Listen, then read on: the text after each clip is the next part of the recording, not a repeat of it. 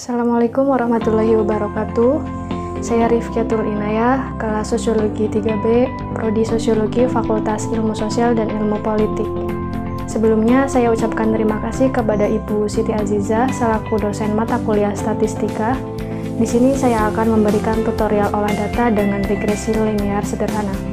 Olah data beserta analisis atau interpretasi mencakup yang pertama ada uji asumsi normal, yang kedua ada penyusunan model regresi, yang ketiga ada uji signifikansi model, dan yang keempat ada R-square atau perhitungan R kuadrat.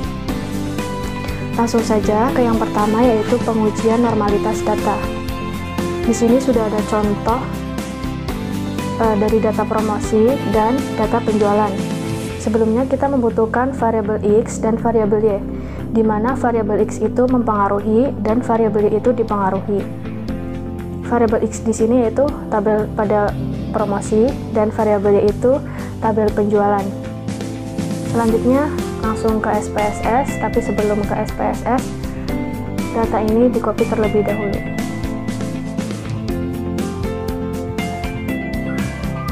Lalu ke SPSS, klik paste.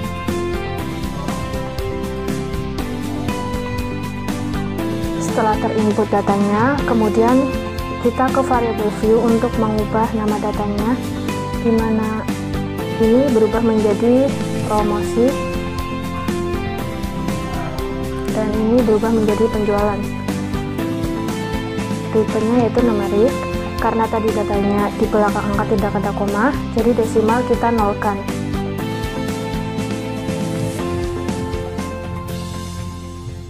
Ketika variabel view sudah diisi namanya, maka otomatis dalam data view juga akan berganti namanya.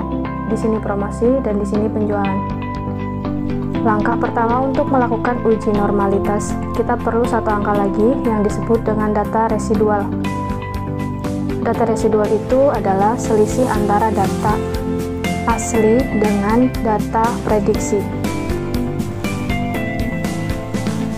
Cara mengeluarkan datanya yaitu kita di sini klik analyze, klik regression, pilih linear, klik. Di sini terdapat variabel dependent dan variabel independent. Promosi masuk ke dalam variabel independent dan penjualan masuk ke dalam variabel dependent. Setelah itu klik save.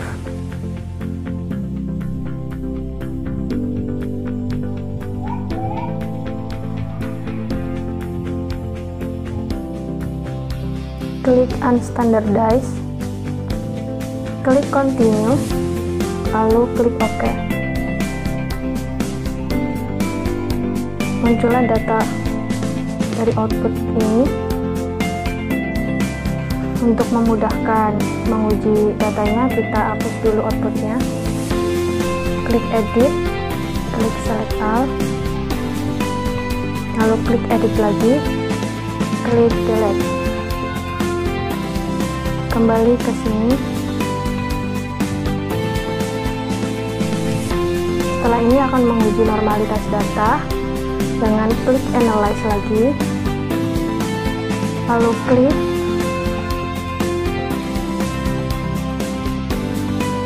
non-parametric data, klik lagi, pilih sampel KS. Uji normalitas ini memiliki beberapa metode, salah satunya yaitu metode normalitas data menggunakan KS. Klik KS ini, kemudian data yang baru kita pindahkan ke dalam sini. Pastikan ini sudah normal, dan lalu klik option, klik continue, klik OK. Di sini akan keluar output seperti ini. Cara mengujinya yaitu data residual, ini distribusi, jika berdistribusi normal, jika nilai sigma lebih besar dari alfa. Nilai alfanya itu 0,05 dan sigma ini 0,2. Alfa adalah toleransi error atau tingkat kesalahan. Jadi data yang ada di sini adalah 0,2 lebih besar dari 0,5, atau SIG lebih besar dari alfa. Jadi data berdistribusi normal lebih dari alfa. Jadi output ini dihapus dulu karena untuk memunculkan data model regresi, signifikasi, dan perhitungan R-square. Klik edit, klik select all, klik edit lagi, lalu klik delete.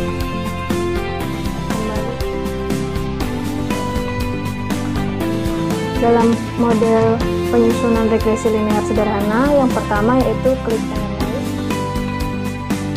dan masuk ke regression, klik linear. Di sini tahap selanjutnya adalah kita harus memastikan bahwa metode yang digunakan opsinya adalah enter.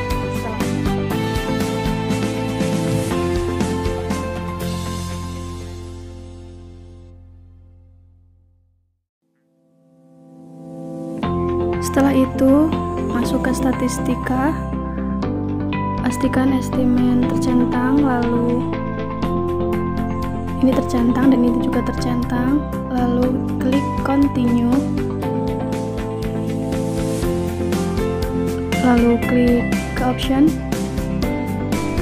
0,5 ini merupakan alfa, di mana alfa merupakan toleransi permasalahan. Lanjut ke continue, lalu lanjut klik OK. Pada output ini yang akan digunakan itu model summary, tabel ANOVA,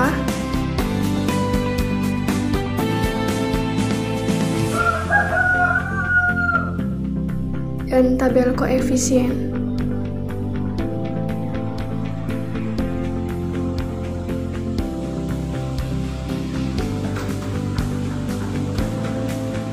Tabel summary itu R kuadrat.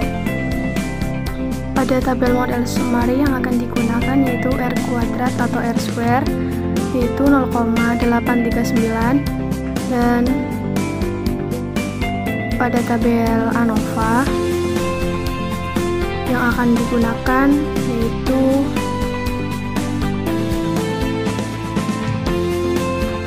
nilai SIG 0,000.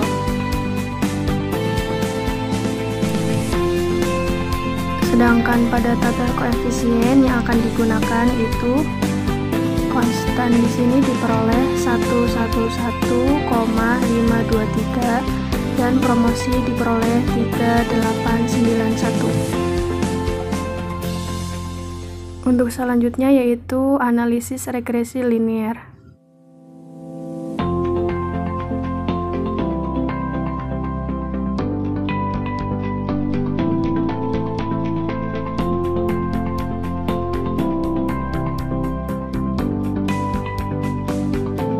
Yang pertama itu akan menjelaskan tentang data uji asumsi normalitas.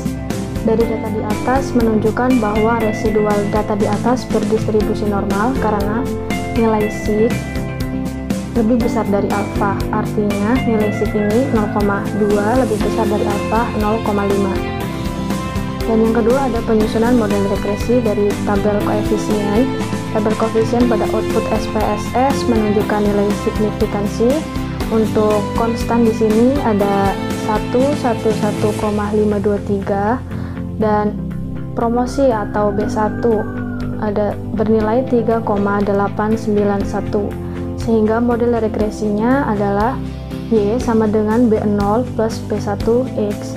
Y sama dengan 111,523 plus 3,89X, yang artinya di sini yaitu penjualan sama dengan 111,523 plus 3,89 promosi.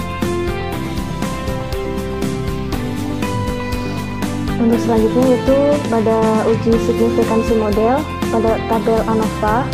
Tabel ANOVA pada output SPSS menunjukkan nilai signifikansi yaitu ini 0,000. Kriteria uji H0 ditolak jika nilai SIG lebih kecil dari alfa. Kesimpulannya, H0 ditolak karena nilai SIG lebih kecil dari alfa, atau 0,000 lebih kecil dari 0,05 yang menyebabkan H1 diterima, sehingga dapat disimpulkan bahwa terdapat pengaruh variabel X promosi terhadap variabel Y penjualan. Untuk tabel yang terakhir yaitu ada uji perhitungan R kuadrat pada tabel model summary. Tabel model summary pada output SPSS menunjukkan nilai R square sama dengan ini 0,839 sama dengan 83,9%, yang artinya bahwa faktor promosi mempengaruhi penjualan sebesar 83,9%, sedangkan 16,1% diperoleh dari 100% dikurangi 83,9%, sisanya dipengaruhi oleh faktor lain. Sekian tutorial video dari saya, kurang lebihnya mohon maaf. Assalamualaikum warahmatullahi wabarakatuh.